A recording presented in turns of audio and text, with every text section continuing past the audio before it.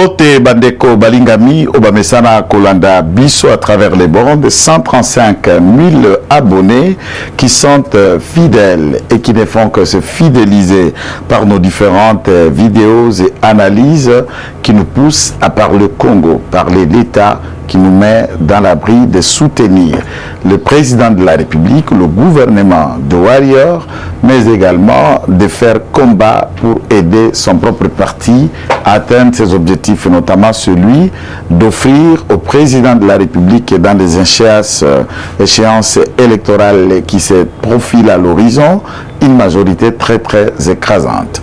Nous allons parler de l'Est, Bunagana, les discours du président russe, les discours du président burundais, la sortie médiatique de Paul Kagame et ce que nous allons faire à notre lecture pour que le Congolais comprenne les enjeux et la réalité. Deuxième question, il y a une autre technique d'un ambassadeur congolais qui vit en Centrafrique et à qui on adressé à l'autorité avec une cartographie bien ciblée et argumentée, c'est lui qui tend à commettre en profit l'encerclage, la théorie rwandaise d'encercler ou de tenter d'infiltrer le Congo dans des zones inattendues. Au-delà de les attendre à Goma ou à Bukavu ou dans les environs de Ituri, il trouve une autre occasion de passer par la Centrafrique et au besoin infiltrer, pénétrer et être au cœur de scandale de la République démocratique du Congo.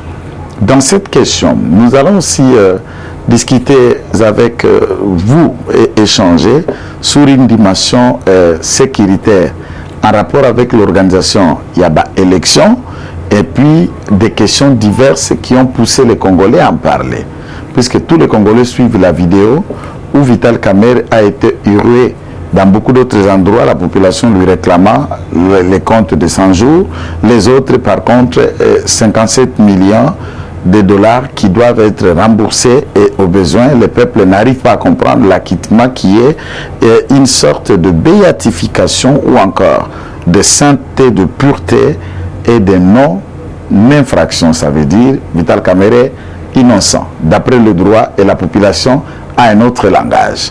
Et c'est sur ces stratagèmes politiques, communicationnels, de réalité que nous allons naviguer, échanger avec nos compatriotes. Nous vous faisons confiance, chers amis. Vous êtes nombreux à nous suivre et à partager, à liker nos différentes vidéos.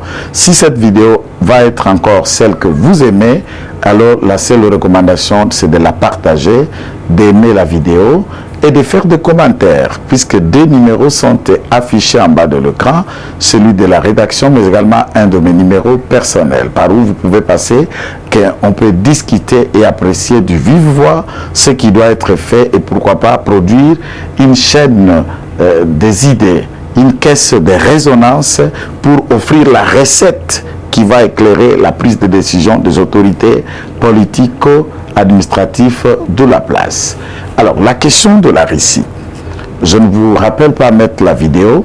Beaucoup de gens font ce que nous appelons des vidéos illustrées. Alors, à ce niveau-là, quel est l'intérêt qu'il faut que ça se fasse? Poutine vient et il dit, comprend ce qui se passe en République démocratique du Congo, et il dit avec son gouvernement, la République russe, il y a qu'à aider Congo. Il y a qu'à tirer maboko na Congo, il y a qu'à sunga na manduki na misolo na stratégie, pembeni ya ba force régionale pour être déstabilisation dans la région et qui embraser et ça freine le développement du Grand Congo. Ça, c'est un discours séducteur, un discours provocateur, un discours aussi qui va susciter jalousie dans les chancelleries occidentales, puisque les Occidentaux se diront, mais enfin, au-delà de ne rien faire pour le Congo ou de continuer, il n'y a qu'à prêter main forte sur Kagame, nous pouvons perdre un poumon là où nous puisons nos richesses, nos ressources. Une autre catégorie de Congolais pense que l'homme blanc est blanc, qu'il soit russe, américain, français, belge ou encore allemand, il demeure et il est blanc. Et l'homme blanc est le malheur et les problèmes et la souffrance, le manque de développement de la construction de l'Afrique découle de ce que l'homme blanc considère l'Afrique. Sommes-nous un sous-continent? Avons-nous des États indépendants?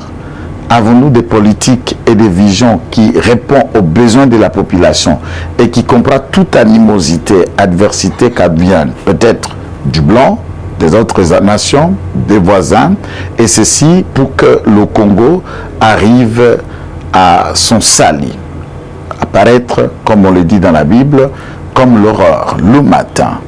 Et que pensez-vous de ce discours du président Rhys? Et que devront faire les autorités congolaises?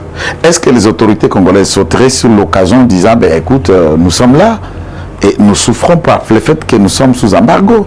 Nous sommes là puisqu'on a besoin d'armes, on a besoin de munitions, on a besoin de drones, de technologies et de satellites RIS qui peuvent nous aider à crypter, à chercher les informations, à cibler leur positionnement, et cela pour que nous puissions gagner la guerre. Pourquoi gagner la guerre? Le nombre de morts qu'il y a en Ukraine, la mobilisation de masse médiatique des États et d'autres au monde pour venir au chevet de l'Ukraine, reste à désirer combien coûte la valeur d'un cadavre blanc et que vaut le cadavre d'un noir. Même dans les mêmes circonstances de l'agression, même dans les mêmes circonstances de la guerre, peut-être par la famine, par la malnutrition, par toute autre question de maladie, dans la difficulté où les structures sanitaires au Congo posent encore un sérieux problème. Des questions de médicaments et la pauvreté est la raison de tout ce qui arrive pour qu'un Congolais meure. Mais on veut bien qu'on meure de faim, qu'on meure de maladie, mais pas parce qu'un autre a pris des armes et il vient vous tuer dans votre propre sol. Pourquoi? Puisque vous vous éveillez, vous voulez que vos minéraux ne soient plus exploités, transportés, ramenés dans leur siège comme ils le veulent, mais que tout ce qui doit être exploité, exploitable chez nous, profite aussi au développement du Grand Congo. Quand le Rhys parle, première réflexion, chers compatriotes, c'est de savoir la tête américaine en écoutant ce discours Rhys. Quelle serait leur attitude? Certainement, connaissant les États-Unis, ils vont dire ben, c'est la provocation Rhys. Les Rhys encore veulent bouger les lignes de front et ils veulent seulement susciter la jalousie des autres qui visent ou qui avons des projets avec le minerai et les ressources qu'il y a au Congo. Vu l'Europe est dans la difficulté de moyens, de liquidités, de matières premières et précieuses pour continuer à assurer l'épopée ou les sorts de son économie de manière à avoir des impacts, l'impact direct, et eh bien, il faut aller puiser en Afrique. Et puiser en Afrique, on ne peut pas parler d'Afrique sans parler du Grand Congo, qui est au cœur de l'Afrique, non seulement être au cœur de l'Afrique, qui regorge tout ce que le monde cherche, tout ce que les nouvelles technologies attendent, nous avons dans notre espace, nous avons dans notre sol, nous avons dans ce pays. Et alors, une théorie des Congolais qui sont dans ce je peux qualifier de la phobie, de la peur, du tremblement, le complot de la mort, si et seulement si qu'un leader congolais tendait la main à la Russie, eh bien les Occidentaux vont décider de son élimination. Et je vous dis, vous allez ne pas imaginer votre illumination ou vous allez ne pas vouloir perdre quelqu'un qui toute la confiance de la population est sur Félix Tshisekedi.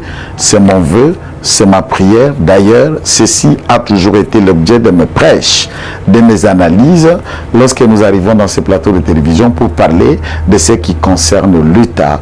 Et comment allons-nous accepter d'accompagner Félix Tshisekedi dans cette quête qui reste raisonnablement explicable?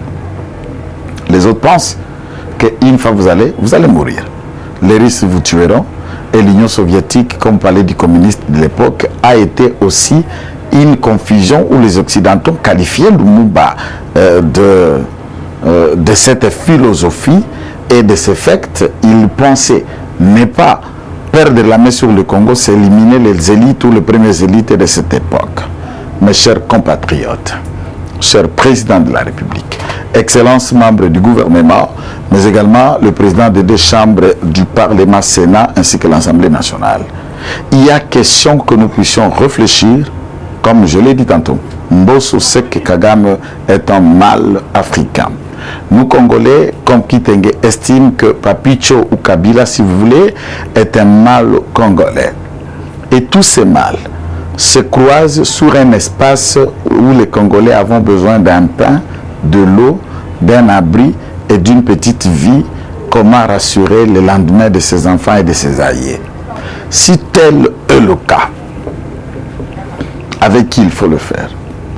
Continuerons-nous à marcher derrière les Occidentaux qui, eux, ne pensent qu'à nous piller, et même s'ils pensaient nous piller, qui, eux, pensent que par le commissionnaire, celui qui les favorise de prendre nos richesses dans les conditions très peu recommandables, dans les conditions peu juridiques, dans les conditions d'humiliation d'un peuple et de la honte. C'est que nous n'estimons pas. D'où, qu'est-ce que le gouvernement doit faire?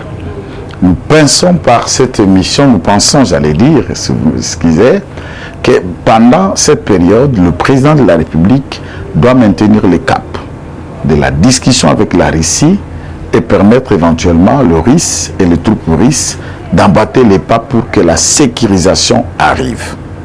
Qu'est-ce que le gouvernement de la République doit faire, chers compatriotes? C'est de considérer que la question des guerres, la question de l'Est, la question des combats et d'infiltration, comme on le prétend, est une question de réalité et de questions économiques. Une fois que vous avez une guerre de plus de 25 ans, vous enterrez 11 à 12 millions de morts depuis le début du conflit, il y a lieu de considérer que le plus grand problème du Congo, de l'État et du fonctionnement de cet appareil étatique, c'est comment arriverons-nous en tant que députés, en tant que législateurs, à mettre plus de moyens du budget pour la défense et sécurité.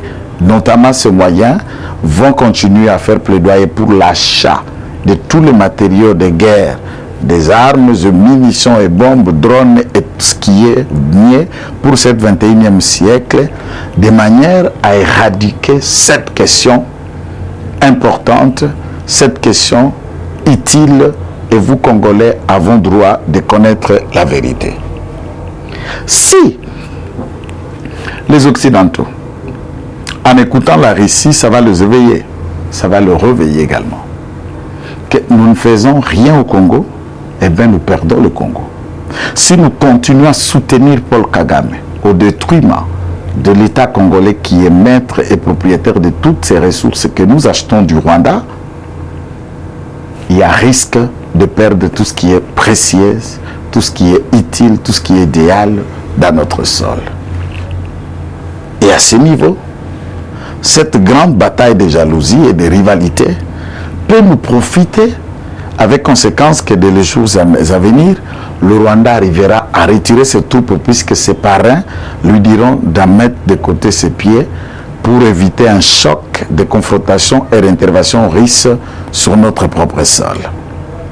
La Russie compte des entreprises militaires comme Wagner, une troupe de milices ou d'armées de combattants de mercenaires pro-russes, et qui est accusée dans le monde des exactions soi-disant de tueries et beaucoup d'autres méthodes. Mais si les troupes russes sont accusées de cela, qu'est fait les troupes françaises et les troupes des autres États au Gabon, à Burkina Faso, mais également au G5 Sahel, mais également à Côte d'Ivoire et beaucoup d'autres pays où il y a des troupes, des ambassades, des commandos, des systèmes européens qui font et qui avons des bureaux dans tous ces États. La question que je me pose, sommes-nous encore en train d'imaginer le Congo comme, j'allais dire, un pays orphelin, sans parents, sans histoire et parcours? Et cela est faux. Le Congo est dans le destin de Dieu. Le Congo est dans le plan du Seigneur. Et le président de la République a été choisi par Dieu pour présider le destin de ce grand Congo. Que faisons-nous en tant qu'État? Le gouvernement de la République, dans la proposition, par exemple, je vais aller dans le mot concret, dans les phrases aussi concrètes. Il y a au moins un projet de 14,6 milliards de dollars, chiffre que le gouvernement de Samalou Condé dise être prêt et capable à mobiliser de tels moyens, avec conséquence de faire rêver tout un peuple. Et nous sommes partis crescendo de 6 millions, de 6 milliards, de 4 milliards, de 11 milliards. Et aujourd'hui, nous avoisinons dans les 11 milliards, 14 milliards et demi.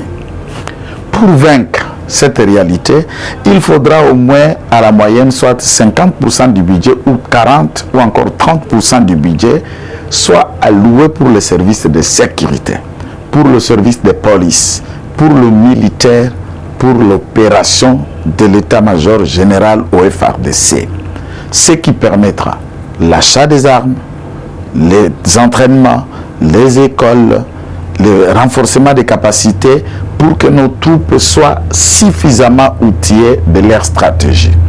Chers compatriotes, l'avantage que beaucoup ne comprennent pas sur Kagame, c'est que Félix Tshisekedi n'a que 3 ans en dirigeant ce pays et M. Paul Kagame, lui, est aux affaires depuis 1994.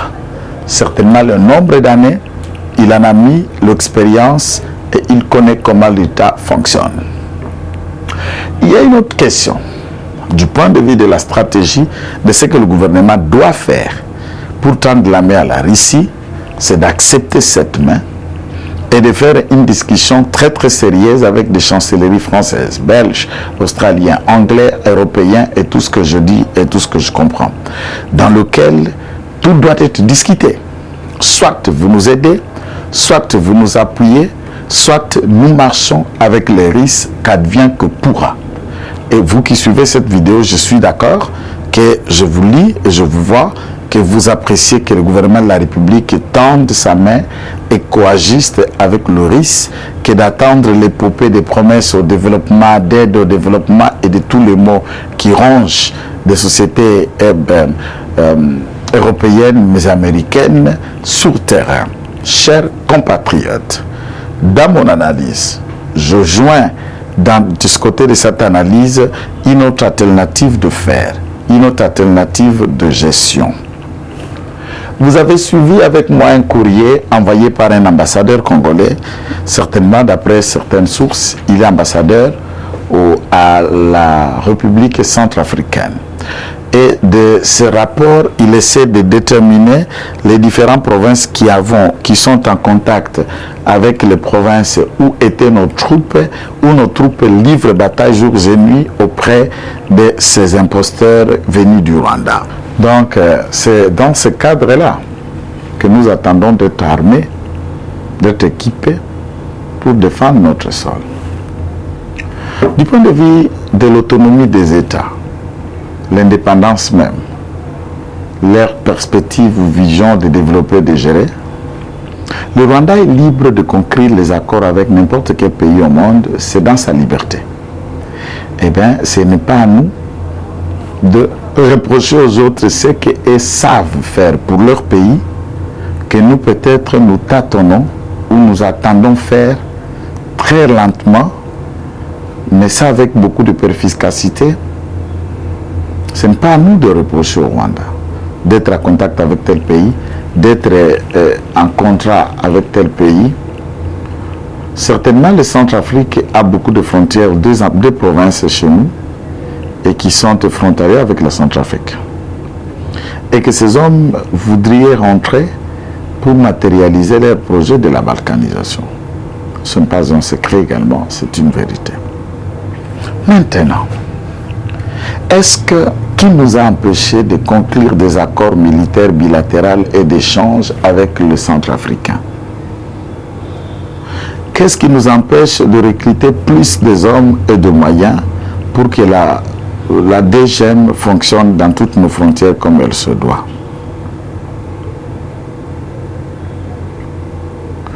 Au lieu de nous cramponner sur des tracasseries ici, incompréhension, les guerres politiques des raisonnements, des positionnements, des insultes et des pratiques outre qui ne sont pas appréciables, comment ne pas réfléchir, par exemple, l'infiltration de ce genre d'État qui nous agresse? Comment ne pas réfléchir, par exemple, la politique forte de bon voisinage dans cette quête Mes compatriotes, si moi je soutiens Félix Tshisekedi, j'ai eu le temps de l'étudier, j'ai eu le temps de l'observer. Et ça, ce n'est pas d'abord comme président de la République, puisqu'il était président de mon parti également. Et en écoutant, en regardant la bonne volonté, la capacité communicationnelle, la lucidité et l'attitude avec laquelle il préside aux solutions des différentes questions concernant le Congo et les Congolais, il y a lieu qu'il bénéficie de notre appui, de notre soutien, tant médiatique, politique que d'accompagnement sur terrain. Nous prêchons, nous parlons État, nous parlons République, nous parlons Congo. Et c'est aux Congolais d'accepter et de comprendre que le changement ne vient pas accidentellement dans la vie d'une personne, d'un peuple, d'un pays ou d'une province. Le changement est la somme des efforts consentis, fournis, mis en place pour arriver à X résultats. Et ces efforts sont, quand les FARDC met tous ses moyens, sa volonté sur terrain, quand les politiques comprendront qu'il faut toutes les questions ne sont pas politisées, comme l'a dit Mbosso, les Cambognos, César théâtre T, quand les politiques auront conscience que le peu d'argent que nous mobilisons ne peuvent pas servir au détournement ou à l'enrichissement illicite ou personnel, que ceci se traduise par des projets vrais, concrets, où nous construisons, nous gérons, nous mettons en place l'État tel que ça va être concis. Qu'est-ce que nous attendons pour infiltrer là où il faut infiltrer? Au lieu de pleurnicher, que le Rwanda a conclu un accord avec Centrafrique, chose que je n'encourage pas, mais nous, qu'est-ce qui nous manque de le faire?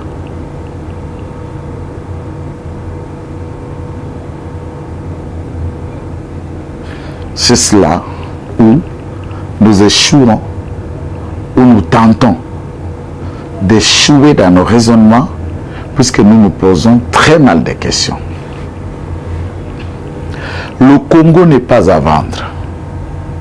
Le Congo n'est pas un morceau de la viande qu'il faut démorceler, découper pour s'en servir ou donner à tout celui qui en a besoin.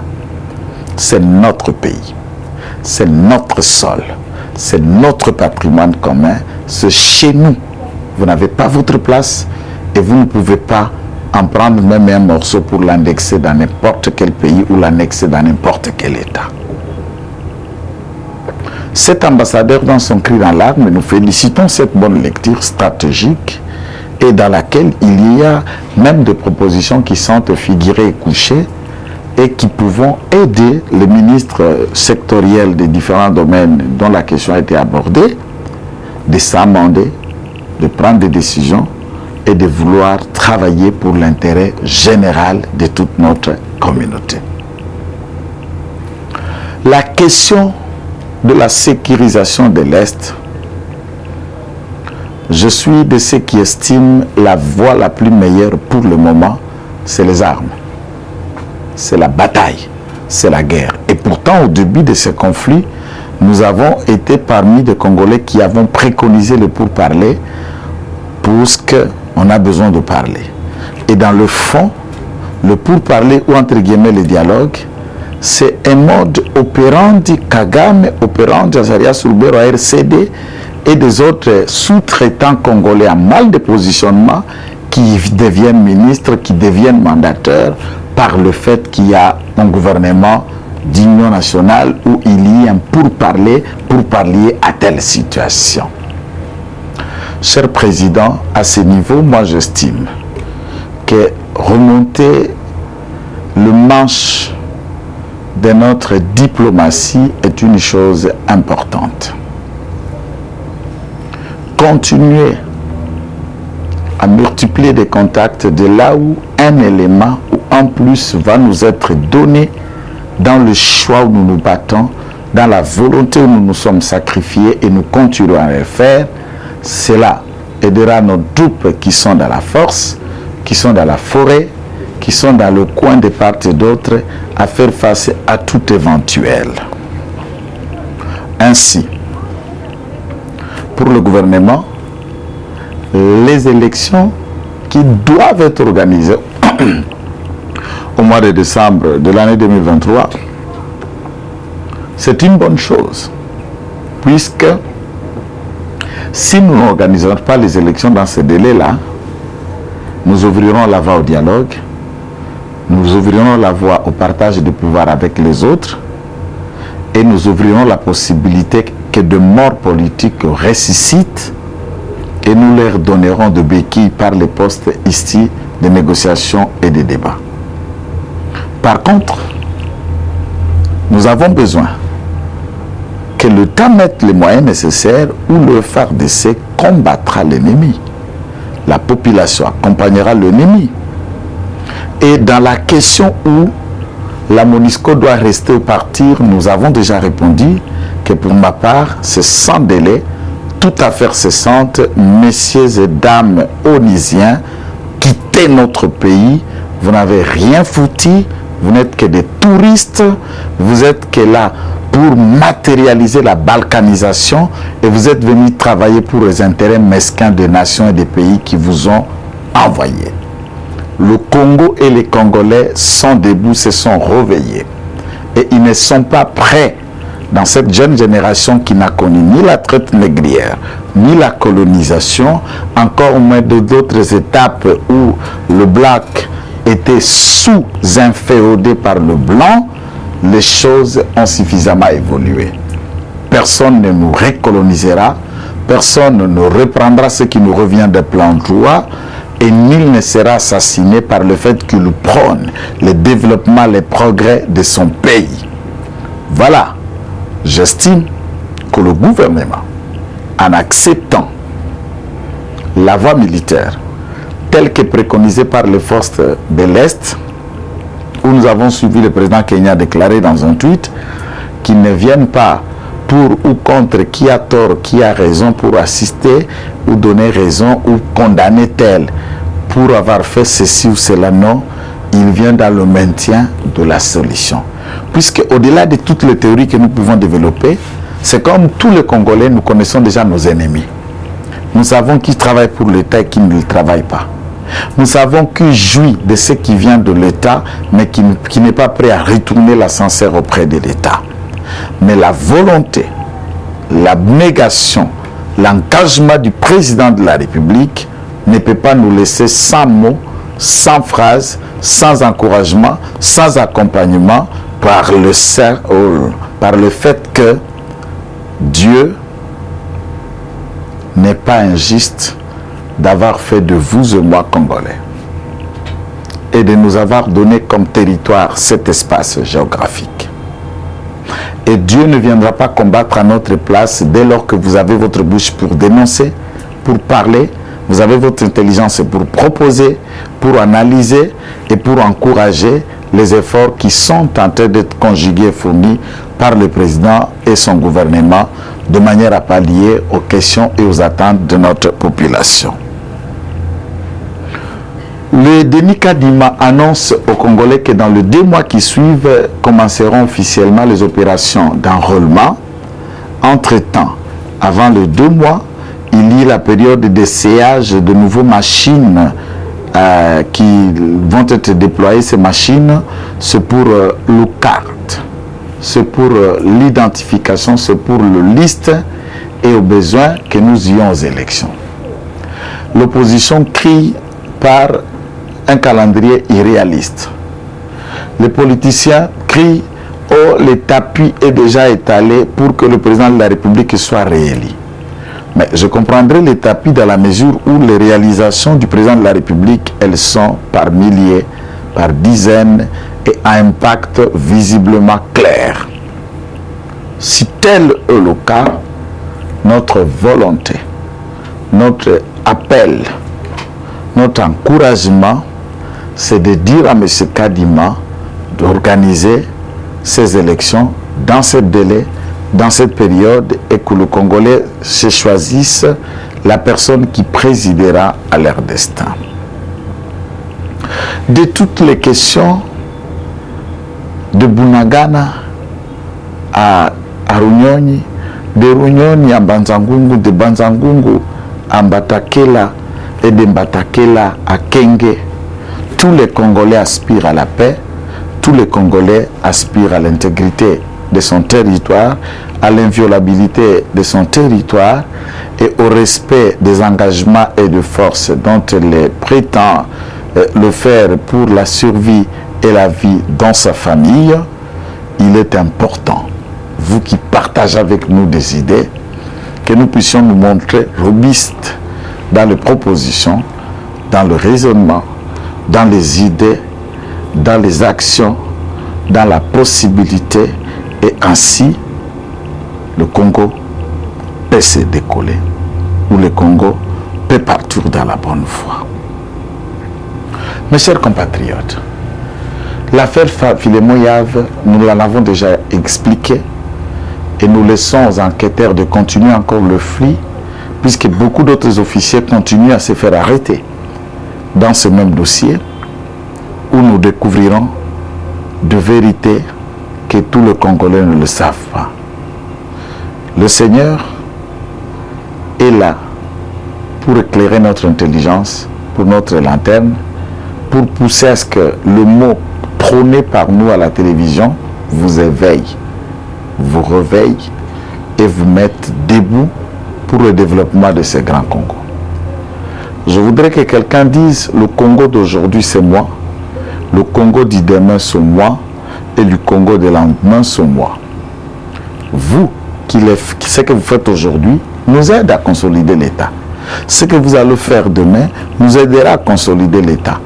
Ce que vous allez faire au-delà nous aidera à consolider l'État. L'État congolais a besoin des fils et filles engagés pour son destin, engagés pour le changement, engagés pour la paix et la sécurité sociale, soit dans cette épopée de la dernière analyse que je vais faire. Beaucoup d'entre nous avons suivi le professeur Kabissa.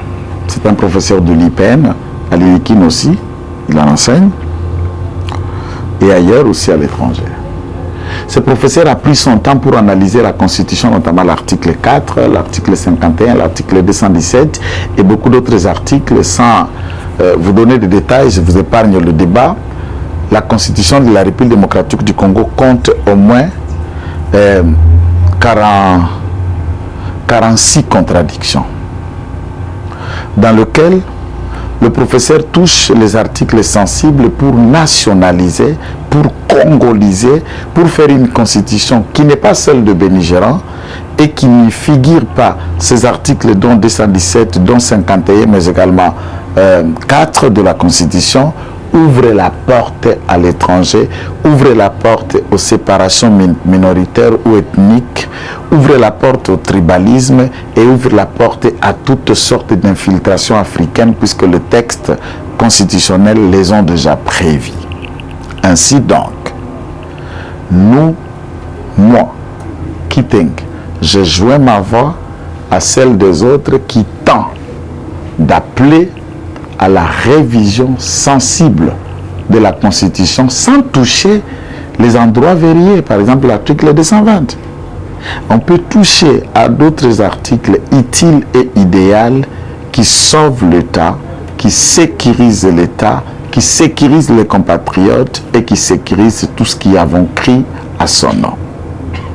Ainsi donc, la même Constitution contient un certain nombre de faiblesses et nous lançons, pour accompagner les combats et l'idée du professeur Kabissa, la révision constitutionnelle que nos députés, avant de terminer cette législature, nous mettent déjà en musique les débats qui tendent à ouvrir, à élarguer, à extraire de la Constitution certains articles chocs, certains articles qui énervent, certains articles qui tendent à étaler rien qu'un lit pour la balkanisation, l'occupation étrangère et la souffrance permanente de notre peuple. Voilà pourquoi je n'ai pas voulu aller loin. C'est une réflexion qui ne relève pas de l'actualité, mais des questions qui sont tentées de te parler. Ainsi donc, nous avons voulu vous passer cette idée pour faire un appel patriotique de responsabilité et d'amour pour un frère. Il a manqué au président de la République. Alaka qui président de la République a Koliambouma. Mais Barnabé Milingagno vient de perdre son fils qui a à peu près 18 ans. Et le corps est à la morgue. Certainement dans la théorie, on peut l'accorder la liberté pour venir voir et enterrer son fils. À défaut, il a déjà purgé une peine qui est presque totale à la peine qui lui avait été affligée, celle de 3 ans. Pour ma part, je demande au président de la République, avec honneur et un signe de respect, si vous pouvez accepter, cher président, par la mort du fils de Barnabé Milingagno, lorsque vous allez vérifier et apprécier au regard de la loi et des pouvoirs constitutionnels qui te sont conférés et confiés, de lui accorder celui-ci une grâce présidentielle et qu'il vienne enterrer son grand garçon, son fils. Je connais la prison, il n'est pas avec nous. Il est du camp de ceux qui ne sont pas avec nous, mais c'est un compatriote qui nécessite et qui veut bénéficier d'une telle demande. Et si vous avez apprécié cette courte analyse, nous vous prions et vous demandons d'être bénis par le nom du Seigneur avec le concours technique de Jérémie et de Rancy Lekita. Nous avons été devant la caméra pour discuter avec vous à la même heure, même plaisir, même période. Nous y reviendrons. Soyez bénis. Eshima, votre magazine qui bat au rythme de l'actualité. Une réponse à vos besoins en information, un éclairage dans divers domaines. Impartial, documenté, instructif. Eshima au cœur de l'info. Dans la nouvelle édition, Eshima Magazine présente dans ses colonnes les réalisations d'un ministre du numérique, pionnier de son portefeuille. À la une, Eberhard Kolongele engagé à matérialiser la vision du président Tshisekedi dans le secteur du numérique. Dans le souci de faire du numérique congolais un levier d'intégration, de bonne gouvernance, de croissance économique et de progrès social, une vision du chef de l'État, Félix Tshisekedi, consignée dans le plan national du numérique à l'horizon 2025. Le ministre du numérique, Eberhard Kolongele, a mis les bouchées doubles pour sa première année passée à la tête de ce portefeuille. Un bilan dressé en 9 points, parmi lesquels la mise en place d'un cadre juridique du secteur dénommé Code du numérique. Dans une interview exclusive accordée à Eshima Magazine, l'ancien directeur du cabinet intérimaire du président de la République revient sur la mission principale dévolue à son ministère et comment il est arrivé à l'élaboration de la feuille de route du programme de transformation numérique de la RDC. Autre titre à découvrir, mobilisation de recettes, DGI, Barnabé Mouakadi, 2 ans de pic inédit. Le 16 juin 2022, le directeur général des impôts Barnabé Mouakadi Mwamba a totalisé 2 ans à la tête de la DGI. Sous sa direction, la mobilisation de recettes a atteint des pics jamais réalisés pendant les 24 derniers mois. Une courbe ascendante quasi permanente malgré le contexte difficile lié notamment à la pandémie de Covid-19.